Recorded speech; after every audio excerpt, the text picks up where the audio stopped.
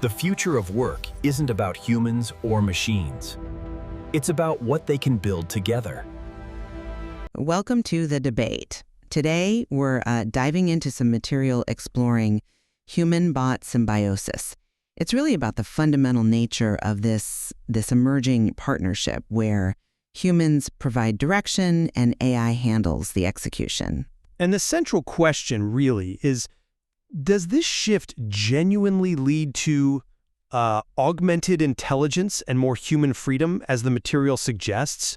Or perhaps does this reliance, this delegation, actually introduce dependencies that might erode, essential human skills like intuition? Well, I'd argue quite strongly that AI is the definitive multiplier here. Symbiosis, as it's framed, it represents an evolution. It's beyond simple automation, stage 1, or even stage 2 augmentation. It provides the leverage needed to free us humans from the mundane tasks. So by offloading things like logic, repetition, and scale to the bot, we are elevated. We get to focus entirely on our unique strengths: creativity, empathy, and intuition.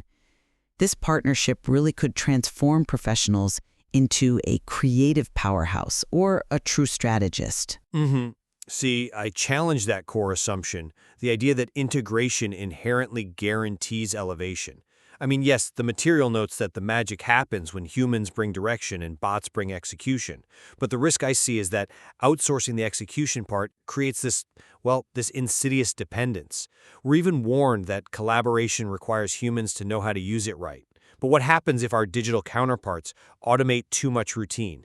Human direction itself could become complacent, maybe even mechanical, potentially dulling the very intuition and behavioral understanding this whole partnership is supposed to enhance. But the digital counterpart concept is a phenomenal tool.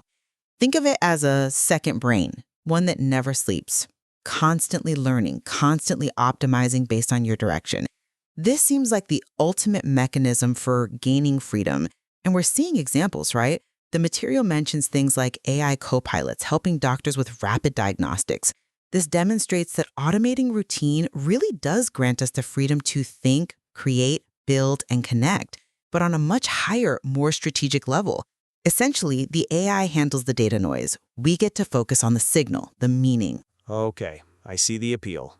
But the counterpart's constant learning and prediction, anticipating what the human will need next, that introduces a major strategic risk, doesn't it? It creates a powerful feedback loop. And that loop could essentially optimize the professional into, let's say, a local maximum. If the AI is just reflecting and reinforcing the human's established patterns, the user might engage in what some might call cognitive offloading. They could lose the ability to generate that nonlinear, sometimes disruptive insight that's absolutely essential for true strategy, for real breakthroughs. We risk becoming quite mechanical if we allow the bot's sheer efficiency to dictate our intellectual boundaries. It's less a collaboration, more a predictable dance where the bot leads. I do acknowledge the danger of complacency. That's fair. But I believe the structure of symbiosis itself actually guards against this. The necessary division of labor seems clear. AI handles the data analysis, the scale. But crucially, it still takes a human to craft the story that connects emotionally. The human brings the strategic context, the why. They decide why the data matters in the first place. This separation, bots for the heavy lifting of throughput, humans for emotion, for strategy, that's the engine of augmented intelligence. See, that's where I fundamentally disagree with the compartmentalization. In sophisticated professional practice, whether it's high-level leadership, complex design, even deep research, data analysis and that emotional, intuitive connection are intrinsically linked. They form holistic judgment. Separating them too cleanly risks creating, storytellers who are excellent at crafting a narrative, maybe, but lack that deep, intuitive grip on the underlying data's limitations, its edge cases, perhaps even its veracity. If the human only provides the strategic overlay without really grappling with the raw stuff, their situational awareness might actually diminish. So that challenges the claim that this separation truly elevates capability, rather than just creating highly specialized yet potentially brittle professionals. But the material's core promise is elevation. By allowing machines to handle the logic and scale, humans are potentially finally free to concentrate on defining purpose, on strategy, on focusing on what is, as the material puts it, truly human.